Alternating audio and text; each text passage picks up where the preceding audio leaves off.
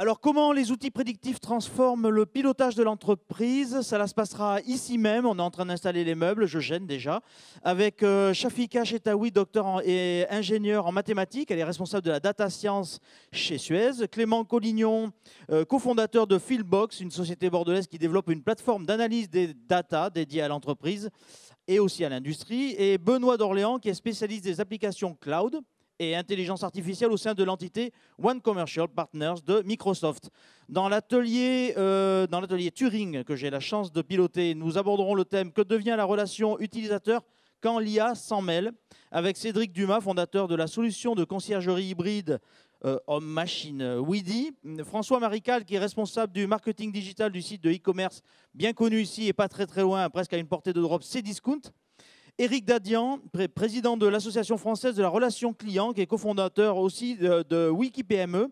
Et Yann Maréchal, elle est chef de projet innovation, pôle territoire digital à la DGNSI de Bordeaux Métropole. Ça, c'est ma table à moi, c'est mon atelier à moi.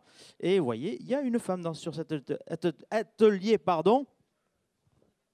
Et enfin, dans l'espace Asimov, qui est juste entre le fond de la salle et cet endroit-là, sur votre droite, pour ceux qui ne connaissent pas cet atelier, il sera consacré à la réponse à cette question: notre environnement légal est-il intelligence artificielle compatible?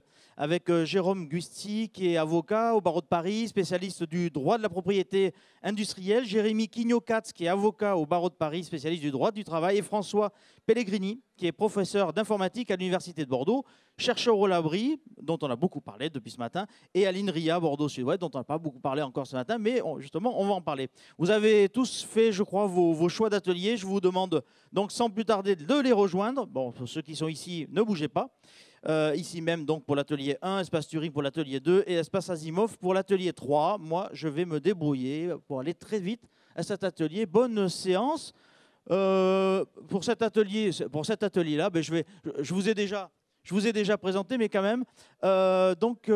C'est comment les outils prédictifs transforment le pilotage de l'entreprise. Alors, je vais demander de me rejoindre sur scène Shafika Chetaoui, docteur et ingénieur en mathématiques. Oui, il y a la petite musique qui vous accompagne. Bonjour.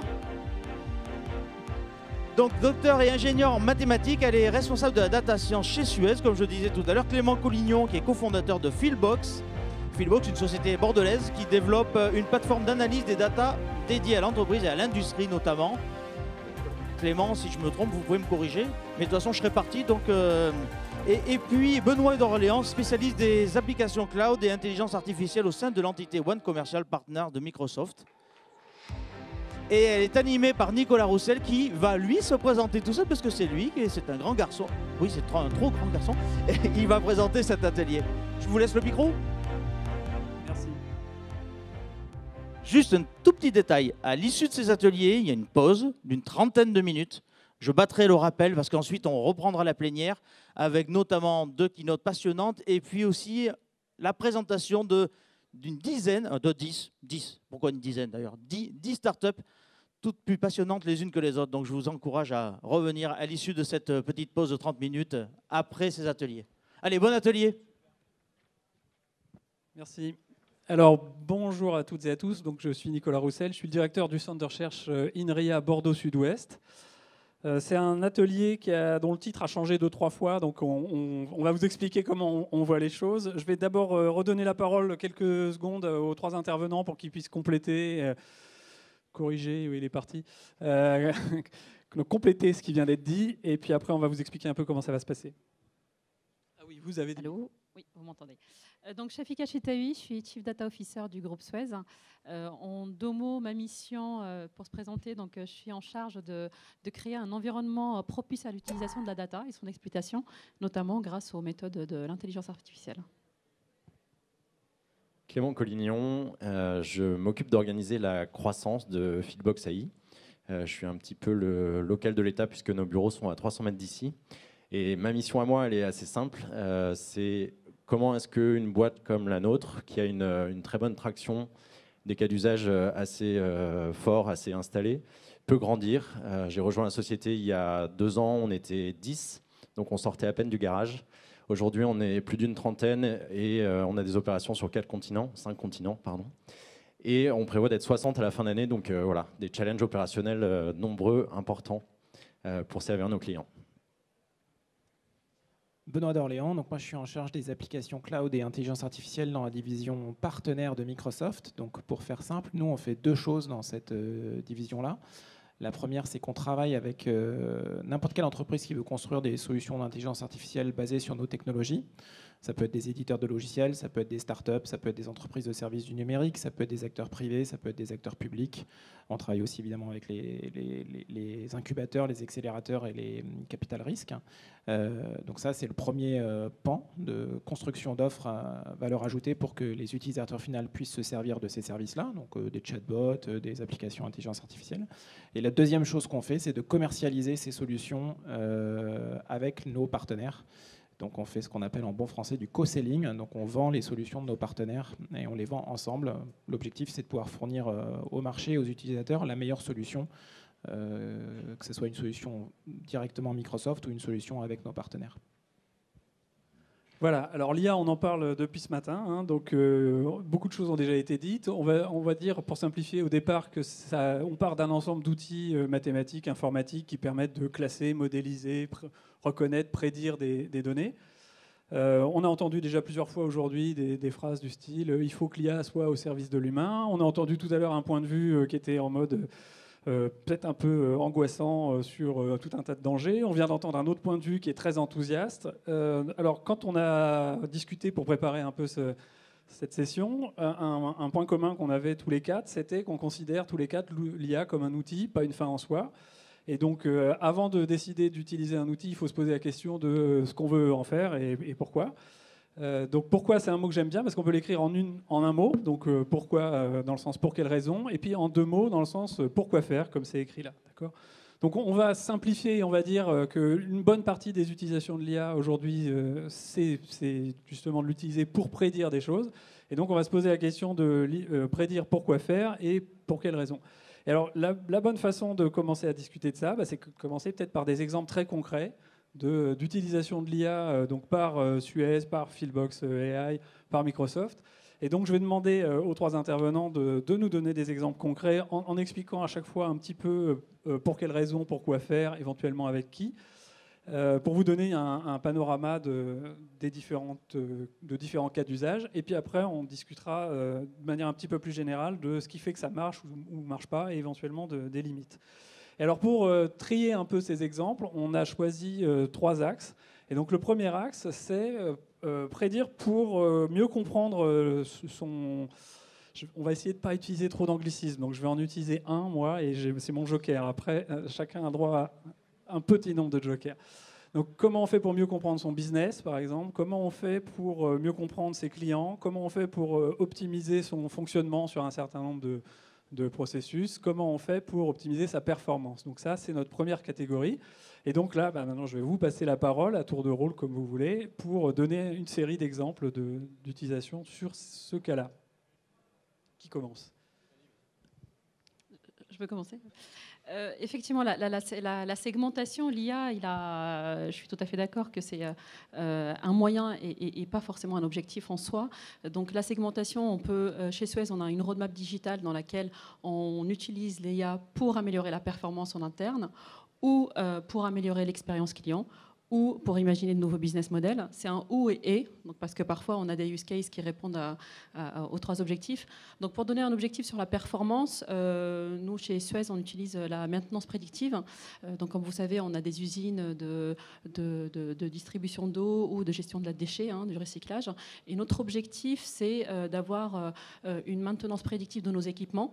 Parce que vous imaginez que si un équipement qui tombe en panne, en fait c'est l'usine qui s'arrête, donc l'activité qui s'arrête et la performance qui sera pas bonne.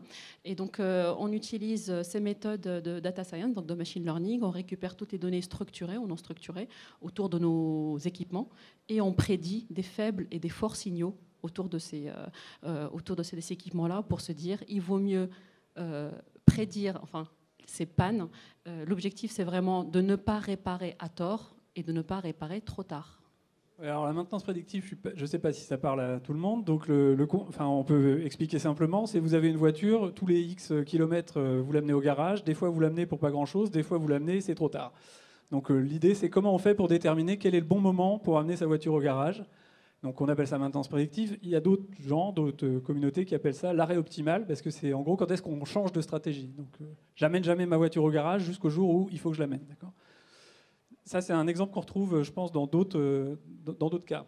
Oui, qu'on retrouve notamment parmi les cas d'usage sur lesquels on travaille chez Fieldbox AI, qui, pour présenter un petit peu généralement l'offre de la société, la proposition de valeur, c'est une plateforme logicielle qui permet de déployer des algorithmes dans les opérations industrielles. Donc pour rebondir un peu sur l'exemple de la voiture autonome, nous on travaille plutôt sur l'usine autonome et en particulier sur les équipements pour augmenter la sécurité des gens qui travaillent dans les usines, mais aussi du public, et pour augmenter la productivité des équipements et également des personnes. Et en particulier sur la maintenance prédictive, on a travaillé notamment avec le groupe Total sur la maintenance prédictive des pompes qui sont au fond des puits de pétrole, qui sont évidemment des équipements qui sont compliqués à amener chez le garagiste. Et donc dans ces cas-là, on doit plutôt apporter un ensemble d'équipements, arrêter la production pour sortir la pompe et puis faire les opérations de maintenance qui sont nécessaires. Et c'est des sujets sur lesquels on a également travaillé avec Aéroport de Paris sur le système de tri-bagages, ou plus récemment avec la SNCF sur la prédiction d'anomalies de fonctionnement des escalators dans les gares. Des exemples sur lesquels on pourra peut-être revenir plus en détail. Alors chez Microsoft, donc quelques exemples qui touchent à la performance aussi. Oui, bien sûr. Donc souvent la performance, effectivement, c'est dans les domaines, c'est souvent dans les domaines industriels. Donc je vais prendre un autre exemple industriel. Nous on travaille avec le groupe Bouygues Travaux Publics. Donc eux, ce qu'ils font en fait, c'est qu'ils creusent une partie de ce qu'ils font, c'est qu'ils creusent des tunnels pour notamment le métro. Donc en fait, on travaille avec eux sur les tunneliers. Donc pour que vous fassiez une idée, parce que moi personnellement je ne connaissais pas trop avant, un tunnelier c'est très gros, ça fait plusieurs dizaines de mètres de large, plusieurs dizaines de mètres de long. C'est aveugle aussi, donc on ne peut pas voir ce qui se passe devant. Donc en fait, avant de faire du prédictif avec eux, ce qui était intéressant, c'est qu'ils avaient déjà un premier besoin et surtout un premier bénéfice, qui était de pouvoir voir et donc de donner des yeux au tunnelier, donc de pouvoir voir en fait ce qui se passait devant le tunnelier et notamment la création de quelque chose qu'on appelle un fontis, qui est grosso modo quand il y a un trou et qui crée un effondrement. Donc le premier bénéfice pour eux, c'était de pouvoir détecter ce qui se passait autour du tunnelier et donc d'anticiper des éventuels effondrements. Et donc il y avait un énorme enjeu de sécurité parce que vous imaginez qu'il y a une centaine de personnes qui travaillent plusieurs centaines de mètres sous terre. Et donc s'il y a un effondrement, je vous laisse imaginer les conséquences. Donc ça, c'était le premier bénéfice. Le deuxième bénéfice, c'était d'adapter la vitesse du tunnelier en fonction de ce qui se passait, donc de pouvoir donner des informations au pilote du tunnelier pour lui dire qu'il pouvait aller plus ou moins vite, ce qui du coup, in fine, augmentait la productivité et donc à la fois la vitesse et la productivité de creusement du tunnel et aussi la constance de la vitesse à laquelle le tunnelier opérait. Et le troisième bénéfice, c'est un bénéfice plus sur l'équipement en lui-même. Ils avaient un temps d'arrêt de l'équipement qui était... en fait, l'équipement était à peu près arrêté 30% du temps en raison d'un certain nombre de pannes ou justement d'arrêt optimal ou de changement de pièces qu'il fallait faire parce que c'est des équipements, comme vous pouvez l'imaginer, ultra complexes avec de l'hydraulique, de la mécanique, de l'électrique, du moteur, etc. Et donc le dernier bénéfice de l'utilisation de nos technologies et des technologies d'information artificielle, c'était de pouvoir mieux comprendre les sources d'arrêt et donc de diminuer ce 30% de temps où la machine n'était pas utilisée. Et l'étape d'après, c'est effectivement maintenant de faire du prédictif. Donc ils sont en train de déployer cette solution sur différents tunnels et différentes utilisations et aussi de faire plus de prédictif. Merci. On va peut-être changer de catégorie, non ? Peut-être avant oui. On avait un deuxième use case, justement, on travaille avec Fieldbox là-dessus. Un travail commun, oui. Exactement, parce que là, on a parlé de données structurées plutôt d'équipement. On a aussi des données qui viennent de l'image, donc ce qu'on appelle communément le computer vision, donc vision par ordinateur. Et donc, on a un projet... Joker, non, j'ai fait la traduction. Et donc, on a un projet commun, justement, avec Fieldbox. Peut-être que, Clément, je te laisse expliquer. Oui, donc ce qui est aussi intéressant, c'est que c'est aussi un projet qui a commencé à Bordeaux. Puisqu'on travaille sur l'interprétation d'images qui viennent de l'inspection télévisée des canalisations. Il faut savoir que dans les réseaux souterrains, il y a un certain nombre de canalisations qui ne sont pas accessibles pour les humains. Et donc dans ces endroits, il est particulièrement compliqué de détecter des fuites ou des défauts dans l'infrastructure. Et donc il y a un drone qui est envoyé dans la canalisation qui est télécommandé. Et l'opérateur peut zoomer sur certains détails pour obtenir des informations et interpréter ces images. Et la première partie du projet qu'on a effectué donc avec Suez consistait à utiliser ces données qui étaient donc étiquetées pour voir dans quelle mesure on pouvait les interpréter et trouver ces anomalies à partir des images. Et la deuxième étape qu'on est en train d'enclencher, c'est d'apporter un bénéfice qui consiste à changer la façon dont ces images elles-mêmes sont prises. Donc il y a un impact pour le coup sur la façon dont l'IA est utilisée de façon opérationnelle, avec un objectif de réduire le temps d'intervention par 2 environ, par un facteur 2. Il faut savoir que la personne qui télécommande l'opérateur doit être dans une camionnette sur la voie publique. Donc il y a aussi une nuisance pour la collectivité. Et le fait d'envoyer un drone et d'interpréter ces images par l'IA permet au drone de faire simplement un aller-retour au lieu d'aller regarder des détails et d'interpréter toutes ces images de façon correcte et donc de réduire à la fois le coût de l'opération et la nuisance liée à l'intervention sur la voie publique. Donc effectivement, il y a l'amélioration de la performance, clairement on gagne du temps, et aussi la sécurité, parce que quand on envoie des personnes dans les tunnels, c'est toujours pas sécure. Donc l'idée, c'est vraiment d'utiliser le computer vision et les drones pour automatiser ces tâches-là et intervenir quand on a vraiment besoin. Voilà, alors moi, mon but, c'est de réduire les temps aussi, donc on va essayer, parce que l'idée, c'est aussi, dans la mesure du possible et des contraintes techniques, de prendre une ou deux questions. Donc on va essayer de concentrer à la fin, parce que comme on a démarré en retard, on va essayer de ne pas accumuler trop de retard. Juste pour vous dire que du côté de la recherche académique, on est aussi régulièrement confronté à des entreprises qui viennent nous voir pour des questions qu'ils aimeraient résoudre. Moi, j'ai entendu parler dans les différents endroits où je suis passé de sociétés qui essayent de comprendre qui sont leurs clients, ça c'est un grand classique, de sociétés qui essayent d'extraire de la connaissance qui est profondément câblée dans leur processus mais qu'ils n'arrivent pas à expliciter, de sociétés qui essayent de détecter des profils particuliers de clients, donc des tricheurs par exemple dans des jeux en ligne ou des choses comme ça, de sociétés qui essayent d'optimiser des tournées de livraison. Donc tout ce qui tourne sur l'optimisation, il y a déjà eu tout un paquet d'exemples, mais évidemment on ne prétend pas être exhaustif. Alors tout à l'heure, Shafika a déjà donné discrètement, mais ça ne vous a pas échappé j'espère, les thèmes des deux autres catégories d'exemples qu'on voulait aborder. Donc la deuxième catégorie, c'est tout ce qui touche à l'expérience utilisateur ou l'offre proposée à ses clients. Et il y a des exemples là aussi très anciens, donc les systèmes de recommandation, donc ce qui affiche les publicités dans votre navigateur web, ce qui vous recommande le prochain film à regarder ou le prochain livre à acheter ou à emprunter, etc. Il y a tout ce qui est chatbot qui est assez ancien mais qui est très à la mode. Et là aussi, donc, nos trois entreprises présentes là ont un certain nombre de projets qui touchent donc à l'expérience utilisateur. Alors qui veut commencer ? Je vais prendre un autre exemple bordelais aussi. Donc nous, en fait, on travaille avec la société Daher, donc dans le monde aéronautique, en fait. Et grosso modo, l'idée qui leur est venue pour améliorer l'expérience client, c'est qu'on s'est rendu compte que les pilotes des avions qui commercialisaient créaient des systèmes connexes, on va dire, pour récupérer les données de leur vol à travers une petite carte que l'avion stockait. Ok, ça c'est un point. Et le deuxième point, surtout, pour du coup pouvoir les analyser et donc mieux interpréter leur vol, etc., etc. Donc l'idée qu'a eu Daher avec nous, l'idée c'est eux qui l'ont eu évidemment, c'est de créer une application et donc de créer un service qui offrirait ce service-là et cette expérience aux pilotes. Donc il y a deux avantages principaux. Le premier, c'est que du coup les données transitent directement de l'avion vers l'application et le système, et donc vous n'avez plus besoin de retirer des cartes mémoire ou équivalent, ça ne s'appelle pas comme ça, mais équivalent de l'avion pour récupérer les données que l'avion a stockées ou en tout cas enregistrées pendant le vol. Et la deuxième chose, c'est qu'ils ont créé une application et des services qui peuvent commercialiser et offrir ou commercialiser auprès des pilotes. Et le troisième effet super bénéfique, c'est que du coup, ça a fédéré la communauté des pilotes avec comment on dit, de la gamification en français, avec de la ludodification, un truc comme ça, ou des théories du jeu, mais pas au sens économique du terme, mais en tout cas à faire des choses plutôt joyeuses et joueuses, et du coup favoriser les échanges entre leurs propres clients. Voilà. Donc ça, c'est un exemple de nouveaux services locaux aussi. Alors, nous, on travaille pour un utilisateur qui est bien particulier, qui est l'opérateur en usine.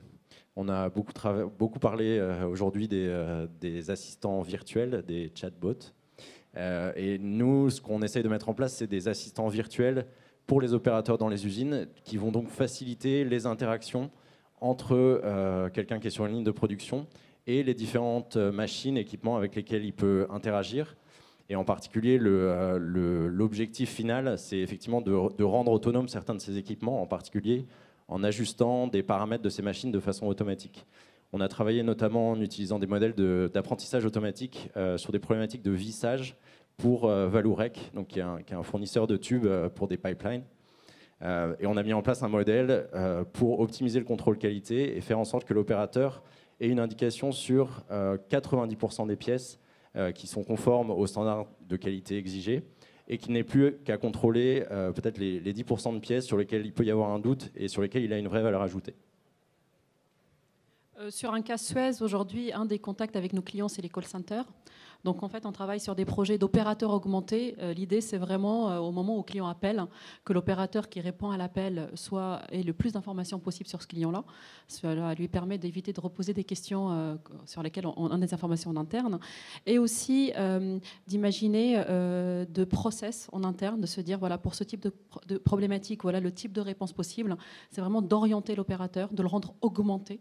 Donc, on a bien ce terme-là, augmenté. C'est-à-dire que l'IA et le machine learning est là vraiment pour l'aide à la décision et n'est pas la prise de décision. Et bien évidemment, si on a une réponse la plus efficace par rapport à nos clients, on a des clients satisfaits en face. Alors, dans ces exemples, ce n'était pas toujours évident de voir où était la frontière entre améliorer la performance interne à l'entreprise et puis améliorer le service qu'on rend à des clients extérieurs. Mais c'est parce que justement, souvent, on agit un peu sur les deux à la fois. Donc la troisième catégorie d'exemples à laquelle on avait pensé, c'était des exemples dans lesquels on crée du néant, pour ne pas parler anglais, un nouveau service ou un nouvel objet. Et là aussi, il y a alors il y en a moins, mais il y en a quelques-uns. Donc là, je vous laisse. On va essayer de le faire un peu rapidement pour pouvoir ensuite enchaîner la discussion plus générale.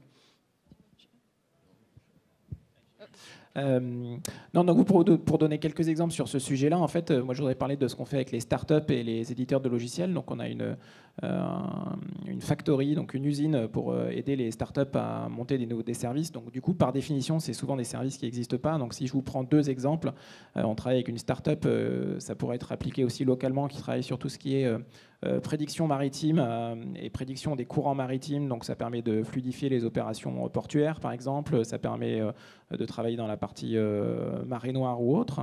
Et puis l'autre exemple, c'est dans le domaine de la santé, où il y a évidemment énormément de nouveaux services sur tout ce qui est à la fois détection des maladies, vitesse de propagation des maladies, et puis solutions pour traiter ces maladies. Donc ça, c'est l'éternel débat entre le prédictif et le curatif. Mais donc là, on a beaucoup de startups dans ce domaine-là, dans le domaine du traitement du cancer, de l'oncologie, et pour permettre, in fine, de détecter la maladie et de la traiter de manière plus efficace et plus rapide. Un des projets qu'on a aussi, un Connect Tourisme, je pense que vous avez vu quand vous êtes passé devant le stand de Suez. Donc c'est une offre digitale aujourd'hui pour les collectivités. L'objectif, c'est de prédire l'affluence touristique grâce à des cross-data entre des données de consommation d'eau, de gestion de déchets et de l'open data aussi. Ça permet aux collectivités de mieux prédire l'affluence touristique et de gérer les pics saisonniers et les services qui ont en fonction. Alors, juste pour compléter avec d'autres sujets, moi j'ai vu des jeunes pousses, pour ne pas dire start-up, qui créaient des objets connectés pour animaux, donc pour chiens, pour chevaux, pour vous renseigner sur l'état de santé de votre chien ou savoir si votre cheval tourne toujours dans le même sens sur le manège, ce qui n'est pas bon pour les chevaux, paraît-il. Donc là, on a vu toute une catégorie d'exemples et en fait, les trois personnes qui sont là ont un peu de recul maintenant sur tous ces sujets. Et donc, quand on a discuté pour préparer l'atelier, à un moment donné est sortie l'idée qu'il y avait quand même souvent un ensemble de choses qu'il fallait pour que tout se passe bien. Donc, le premier point, qui paraît peut-être anecdotique, c'est qu'il faut des données. Donc, il faut des données, il faut des cas d'usage concrets, il faut donc des outils mathématiques et informatiques, mais qu'est-ce qu'il faut d'autre? Et là, je pense que vous avez chacun des choses intéressantes à dire en plus de ça. Effectivement, les cas d'usage, c'est quelque chose d'extrêmement important. Il faut qu'on voit pourquoi on fait de l'IA, quel retour sur investissement, c'est quand même important. Et après, il y a une notion de change management, c'est-à-dire que c'est important d'accompagner les personnes qui vont utiliser ces données-là, ces outils, ces nouvelles technologies. Il faut qu'ils voient l'impact chez eux, personnellement, les limites et les apports aussi, parce que parfois on peut être dans le rêve et on se dit que l'IA va tout résoudre, c'est pas forcément le cas. Et puis dernière condition, c'est le sponsoring. C'est important d'avoir un sponsoring fort au sein des organisations. L'apport de l'IA, c'est une prise de risque. Je pense que la personne d'Orange l'a dit tout à l'heure. Ayez du courage. Moi, je dirais, prenez le risque, parce qu'en fait, en utilisant ces nouvelles technologies, on ne sait pas forcément en avance ce qu'on va faire. Donc, on fait le test and learn, désolé pour mon anglicisme, mais on avance en marchant et on découvre les données, on découvre les cas d'usage et ce qu'on est capable de faire. Et est-ce que vous pouvez expliquer concrètement ce que ça veut dire du sponsoring? Parce que je ne suis pas sûr que tout le monde comprenne ce que ça veut dire. Alors, c'est-à-dire avoir une direction qui met le moyen, qui met les ressources et qui croit en ces sujets d'IA, parce que ce sont de nouvelles choses. Donc, il y a une prise de risque à faire. On ne sait pas trop ce qu'on va aboutir, mais on a une conviction forte ensemble que ça va vraiment améliorer les business. Je pense qu'aujourd'hui, une organisation qui n'utilise pas ces nouvelles technologies, c'est une organisation à risque. Et donc, prendre le risque d'utiliser de l'IA, quitte à parfois arrêter des projets en cours de temps parce qu'on se dit on n'est pas mature, ou continuer d'autres et mettre de l'argent et du sponsoring et de l'énergie quand on y croit. Oui, moi je veux bien juste ajouter deux choses sur les différents éléments qui ont été évoqués, qui se retrouvent aussi dans nos différents cas d'usage. En plus du sponsor, pour moi il y a un rôle assez important qui est celui de l'expert. Pour nous c'est important de travailler avec les gens qui sont au cœur des métiers et qui comprennent quels sont les process à l'œuvre, quels sont les modèles physiques qui sont derrière les phénomènes qu'on observe, et s'assurer que ces gens sont aussi disponibles et volontaires pour participer sur ces projets et pour voir effectivement le bénéfice qu'ils vont pouvoir en retirer. Il y a un élément qui est clé, qui est la vitesse. Et en particulier, nous, on essaye de s'appuyer sur un outil logiciel pour mettre des résultats à disposition en quelques semaines, quitte à ce que ce soit des résultats partiels sur lesquels on va ensuite itérer à la fois sur le fond et sur la forme, sur la façon dont ils sont présentés, pour qu'on puisse justement insuffler et faciliter le change management en générant un momentum, une traction au sein des différentes équipes. Ouais, pour faire la synthèse un peu entre les deux, je dirais que nous, ce qu'on a constaté souvent, c'est qu'il y a beaucoup de choses qui tournent autour des éléments de culture de la société, quelle que soit en fait la taille et la structure de la société, dans notre cas des sociétés clientes ou partenaires. Donc c'est vraiment de favoriser l'émergence d'une culture autour de l'intensité technologique. Donc ce qu'on appelle intensité technologique, c'est deux facteurs. Facteur numéro 1, adopter les nouvelles technologies. Donc ça rejoint ce que disaient mes confrères sur la partie prise de risque, avoir le courage, etc. Et le faire de manière systématique. Et élément numéro 2, c'est créer une capacité numérique. C'est-à-dire qu'en fait, quand on fait des projets d'intelligence artificielle, c'est pas, si je caricature un peu, c'est pas juste une équipe projet dans une organisation quelle qu'elle soit, que ce soit l'IT ou les métiers ou autres, qui décide de faire un projet IA dans son coin. Même si le projet connaît du succès et a l'impact qu'il faut, c'est pas forcément ça qui va entraîner toute la société ou toute l'organisation, parce que c'est pas forcément des sociétés privées, dans cette culture-là. Donc l'élément culturel et d'adoption des technologies et de création d'une capacité numérique au niveau de l'organisation, quelle que soit sa taille et quelle que soit sa structure, pour nous, c'est quelque chose qui nous est apparu comme très clé et sur lequel on est souvent sollicité. Parmi les choses dont on a peu parlé, il y a les outils techniques. Est-ce qu'il y a des combinaisons particulièrement gagnantes ou est-ce qu'au contraire, il faut avoir une optique plutôt très large sur les choix technologiques? Est-ce qu'il vaut mieux développer soi-même ou aller chercher des choses sur étagère? Ça, c'est aussi des choses qu'on avait discuté un petit peu. Je pense qu'il n'y a pas une réponse unique à cette question-là. Il y a toujours la question au début d'un projet, est-ce qu'il vaut mieux que je travaille avec un partenaire expert externe au lieu de tout redévelopper en interne? Je pense qu'il faut avoir ce réflexe-là très rapidement. Et puis il y a des endroits où on se dit il vaut mieux le faire en interne parce qu'on a une exclusivité, parce qu'on est honneur des data. Donc je pense qu'il y a un équilibre à chaque fois de savoir qu'est-ce que je gagne à travailler avec un partenaire externe et qu'est-ce que je gagne à travailler en interne. Le build or buy. Moi, je dirais pas non plus de réponse définitive. On a l'avantage aujourd'hui, effectivement, d'avoir accès facilement à un ensemble de technologies qui permettent quand même d'aller relativement rapidement sur certains projets. Je pense qu'en me mettant à la place de mes clients, pour le coup, quelque chose qui est important dans tous les cas, c'est quand même de construire une expertise, que ce soit sur des outils qu'on va développer en interne ou plutôt sur des outils externes. Dans tous les cas, il y a des opportunités de faire monter des équipes en compétences et de les préparer, de les adapter à ces changements. Et je pense que c'est aussi ça la valeur qu'on peut retirer de projets IA, de projets data. C'est vraiment de construire cette expertise. Alors, j'ai rien à rajouter. Ça, on gagne du temps. Très bien. Il y a quelques... Je garde mon tour pour après. Il y a quelques années ou décennies, moi je me souviens quand j'enseignais l'interaction homme-machine à l'université ou dans des écoles, On aimait bien dire qu'il y avait des études qui avaient montré que 80% du temps de développement d'un système informatique était en fait consacré au développement de l'interface, ce qui était quelque chose qui était considéré comme accessoire en général au démarrage du projet, mais si on faisait la somme de tous les temps de développement, on se rendait compte qu'en fait ce truc qui était accessoire au départ devenait le principal effort de développement. Et là j'ai l'impression, quand on a discuté, qu'il y a un peu ça aussi, c'est-à-dire qu'à trop se focaliser sur les aspects modélisation, outils, IA au sens propre, on risque de passer à côté d'autres choses qui sont beaucoup plus contextuelles, beaucoup plus liées à l'environnement dans lequel on l'installe. Donc je me souviens à un moment, Clément Collignon qui m'avait dit on voit arriver des gens qui ont développé des trucs mais qui ne fonctionnent pas parce que les données n'arrivent pas au bon moment à la bonne personne, par exemple. On a parlé déjà d'accompagnement au changement, donc bon, peut-être on a déjà tout dit, mais s'il y a encore une ou deux remarques à faire sur ce thème-là, je pense que c'est le bon moment. Ouais. Alors nous, on a un point de vue qui est assez particulier, qui est dans ce domaine-là, qui est un peu galvaudé ou accaparé par les acteurs du web, qui imposent certaines normes en termes esthétiques, en particulier d'interface, qui ne sont pas forcément adaptées au milieu industriel. Et en ce qui nous concerne, effectivement, on attache une importance particulière sur la possibilité de servir des résultats pertinents au bon moment à la bonne personne. En revanche, s'il faut mettre un horrible, énorme bouton rouge, on le fait, parce que ça indique des seuils d'alerte critique, etc., qui nécessitent une interaction, une prise de conscience immédiate. Donc oui, ça reste un élément important, mais surtout qui nécessite des réponses adaptées. Et là encore, il faut aussi se méfier un petit peu je dirais, d'un discours dominant ou d'une norme qui peut être imposée effectivement par l'utilisation très majoritaire d'outils développés par nos amis américains et demain chinois. Mais il y a des réponses adaptées à trouver au-delà de ces normes.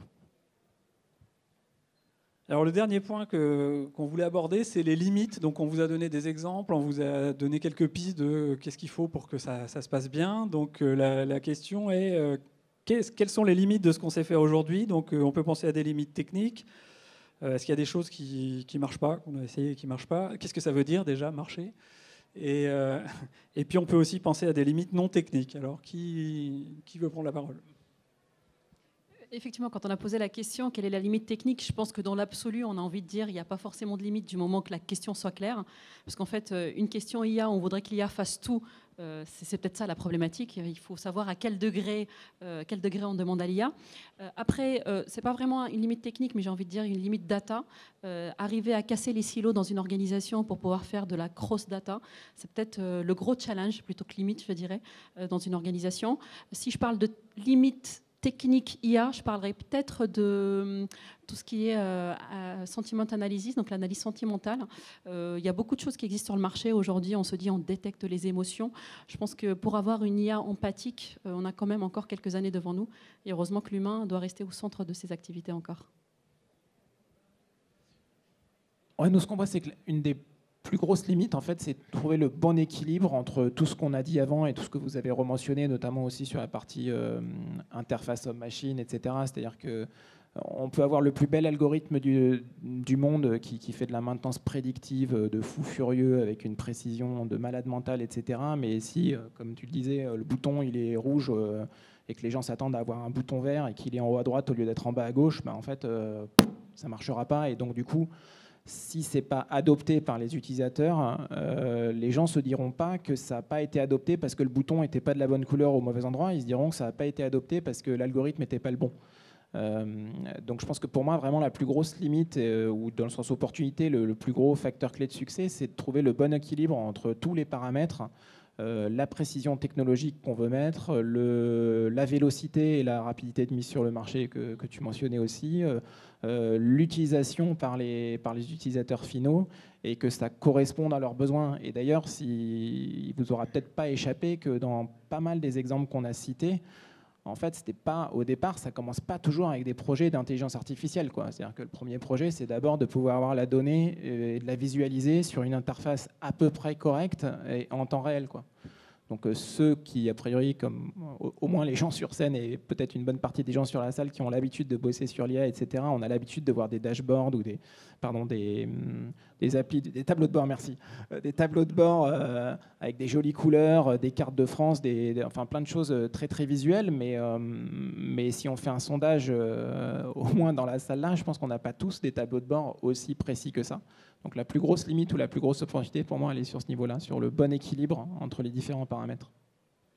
Alors les limites non techniques auxquelles moi je pensais, c'était des limites qui seraient liées à l'éthique, par exemple, puisque le problème quand on se met à collecter des données, c'est que dès qu'on les regarde, on voit des choses. Quand on a vu des choses, c'est difficile de les oublier. Et donc la tentation est grande, une fois qu'on a vu des choses, de se lancer dans la réalisation de services qui peuvent poser des questions. Est-ce que ça, et ça sera notre dernière interaction, est-ce que ça c'est quelque chose auquel vous avez été confronté ou pas ? Alors, réponse partielle, non. Nous, on travaille plutôt sur des données privées, dans lesquelles il y a moins de problématiques de cet ordre que pour des acteurs grand public. Pour revenir à la question d'avant, rebondir un petit peu, pour moi, je dirais que la limite, c'est le fantasme. C'est effectivement demander à une IA de faire des choses pour laquelle elle n'est pas construite. Et je dirais pour sortir un peu du questionnement ou des réponses qui disent c'est super ou attention c'est horrible, pour moi il faut revenir à la question qu'est-ce qu'on fait, pourquoi on le fait, et effectivement bien définir les cas d'usage pour qu'il y ait un périmètre d'intervention qui soit bien délimité et bien compris. Donc moi, si je dis que j'ai jamais été confronté à la question avec un badge Microsoft, je pense que je suis pas trop crédible. Donc évidemment, on a eu effectivement super souvent la question. Donc nous, on a fixé 2-3 limites très claires et quelque part indiscutables. Donc une des premières limites, pour faire écho à ce que disait Philbox sur la partie utilisation des données. Donc nous, on n'utilise pas les données de nos clients. Elles ne nous appartiennent pas. On ne les regarde pas. Donc certes, elles sont hébergées sur nos data centers, mais on ne les regarde pas. La plupart du temps, elles sont chiffrées de toute façon. Et même les opérateurs qui opèrent les data centers n'ont pas accès aux données qui sont stockées sur nos data centers. On ne les donne pas aux gens qui nous les demandent, si jamais vous posez la question, y compris quand les gens qui nous les demandent s'appellent des États, et y compris quand ils s'appellent des États qui hébergent notre siège social. Ensuite, on les donne pas, on les vend pas, et ensuite, donc ça c'est la limite, je dirais, sur les données. Ensuite, on s'est fixé quelques limites éthiques et même beaucoup de limites éthiques et quelques garde-fous. Donc, on a notamment créé un comité qui s'appelle le comité Ether, qui est un comité qui est directement dirigé par Satya Nadella, le patron de Microsoft, et un certain nombre de son comité de direction. Et qui en fait prend des décisions dossier par dossier et produit par produit sur les produits qu'on met sur le marché et est-ce qu'ils correspondent aux principes. Donc en fait, on a fait deux choses. On a mis en place ce comité et on a énoncé un certain nombre de principes qu'on respecte sur l'intelligence artificielle, donc des notions autour de l'équité, de la transparence, de la diversité et de l'inclusion, de la reproductabilité. Voilà, il y a 5-6 principes qui sont documentés, donc vous pouvez les trouver.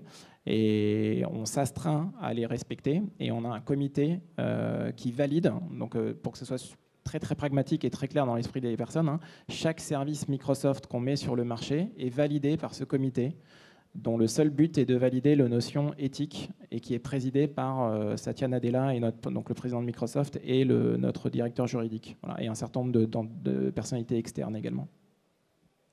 Nous, pareil pour Suez, en fait, on est un tiers de confiance depuis le début, en fait, même avant l'arrivée de GDPR. Donc, tout usage de données et toute ingestion de la donnée, elle est suivie par un process pareil. En fait, on a aussi un process qui valide les données qui entrent dans le système et qui exploite et pour quel usage. Donc, ça, c'est des règles qu'on a et que chaque collaborateur doit tenir qui gère la data. Alors on a commencé avec 15 minutes de retard, on est 5 minutes en retard, donc si je calcule bien, on doit pouvoir en prendre quelques-unes pour échanger avec vous. Donc si vous avez une question, levez la main et puis on va essayer de transmettre un micro. S'il n'y en a pas, on aura rattrapé notre retard et vous pourrez toujours interagir avec les intervenants par la suite. Non, pas du tout de questions. Bonjour, Jérôme Rimbaud, Suez. J'ai une question sur finalement le pas de temps, parce que les technologies évoluent très vite, les compétences des data scientists sont très prisées. Comment on sait qu'on est en avance ou en retard sur l'IA dans une organisation ? C'est une bonne question. Effectivement, nous, on travaille pour répondre à des... Non, c'était même pas préparé. Non, c'est pas préparé. Mais d'autres gens répondront après, hein, au moins moi. Donc, oui. Donc on travaille sur des use cases vraiment concrets dans lesquels on a des pain points en fait, business. Et surtout, on travaille sur le futur. Donc on fait partie de l'Institut Prairie qui intègre l'INRIA et d'autres acteurs de l'IA. Et notre objectif, c'est vraiment d'être à la pointe en fait, en amont, même si on n'a pas de use case aujourd'hui, de cas d'usage. Et l'idée, c'est de préparer le futur et de garder toujours l'environnement comme faire de sorte que les nouvelles technologies de l'IA servent l'environnement au mieux en fait, pour préparer le futur. Moi, j'ai beaucoup de réponses qui me sont venues en tête, notamment déjà quel est le budget que vous y consacrez, mais je pense que ça a été suffisamment évoqué pour qu'on ne vienne pas là-dessus. La question pour moi, c'est aujourd'hui, j'ai l'impression qu'on est un peu dans une deuxième vague de l'IA, où à la fois c'est devenu un sujet médiatique, grand public, et en même temps, dans les opérations, c'est devenu un sujet qui atterrit plutôt, c'est-à-dire qui est en train d'infuser, de redescendre dans les équipes pour dire qu'est-ce qu'on fait, comment on peut le faire. Et donc la question pour moi, c'est un peu la mobilisation d'une organisation dans son ensemble et aussi quels sont les partenaires avec lesquels vous travaillez et dans quelle mesure vous êtes capable de faire ces choix-là. Moi, je dirais un peu la même chose que mes collègues avec... en fait, je ferai une différence entre l'interne et l'externe. C'est-à-dire que je pense que pour savoir si vous êtes en retard ou en avance à l'intérieur de votre organisation, c'est la première question à se poser. C'est-à-dire, est-ce que vous allez trop vite par rapport à ce que l'organisation est capable d'absorber, ou dans le sens inverse, est-ce qu'on met suffisamment de choses en place pour que l'organisation soit capable de suivre le rythme qu'on lui demande? Je pense aux formations, on a parlé de conduite du changement, on a parlé d'aspects éthiques, etc. Donc il y a une notion interne, parce que sinon... soit vous allez au bon rythme par rapport à l'interne, et donc là vous pouvez imaginer que vous êtes un Concorde qui ne se disloque pas, soit vous allez trop vite par rapport à ce que l'organisation interne est capable d'absorber, et là ça va devenir un peu compliqué. Et l'organisation peut se disloquer. Ensuite, le deuxième paradigme, c'est par rapport à l'externe. Et là, moi, par rapport à l'externe, la première réponse qui me viendrait, mais qui est peut-être un peu polémique, c'est en fait, moi je partirais du principe, et c'est souvent ce que nous disent nos clients, il y a toujours un sentiment d'urgence. Et quand on écoute les dirigeants de n'importe quelle industrie, y compris la nôtre, hein, si vous écoutez notre propre PDG, c'est ce qu'il dit, je ne pense pas qu'on puisse se considérer... moi, je me considérais toujours en retard, en fait, par rapport à l'externe, notamment par rapport à l'externe qui ne vient pas de notre industrie. Parce que si on se compare avec ses pairs, on peut se dire qu'on est à l'heure, mais l'histoire a montré que 3 fois sur 4, si ce n'est pas 9 fois sur 10, la personne qui va vraiment bousculer la donne sur votre écosystème, il n'est pas forcément dans l'écosystème, quoi. Il peut venir complètement d'ailleurs. Je vous laisse mettre des noms sur les gens. Moi, je vais vous faire une réponse de directeur de centre de recherche.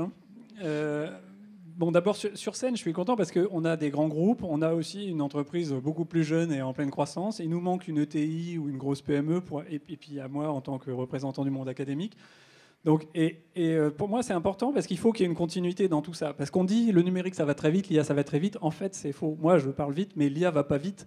Ce qui marche en ce moment en IA, c'est du deep learning. Le deep learning, ça a été inventé dans les années 80. Donc, contrairement à ce que plein de gens en croient, le temps long de la science, il est vrai aussi dans le numérique. Et il y a de grandes chances qu'une bonne partie de ce qui va sortir dans les 10 années à venir existe déjà dans nos labos depuis 10 ans. C'est juste que la surface de contact entre le monde de la recherche et le monde économique n'est pas forcément très développée.